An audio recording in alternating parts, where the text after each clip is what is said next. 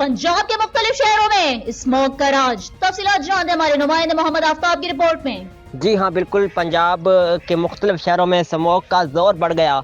लाहौर और दीगर शहरों में स्मोक की शिदत में इजाफा हो गया, जिसके बाद शहरियों की सेहत को जो है ख़तरा लायक हो गया है। लाहौर में एयर क्वालिटी इंडेक्स 603 तक जा पहुंचा, जबकि इलामा इकबाल टाउन में रिकॉर्ड 1059 दर्ज किया गया। DHA लाहौर में 1021 AQI और साउंड रोड पर 818 रिकॉर्ड किया गया। फैसलाबाद में 685 AQI, गुजरावाला में 555, जबकि मुल्तान में 364 रिकॉर्ड हुआ।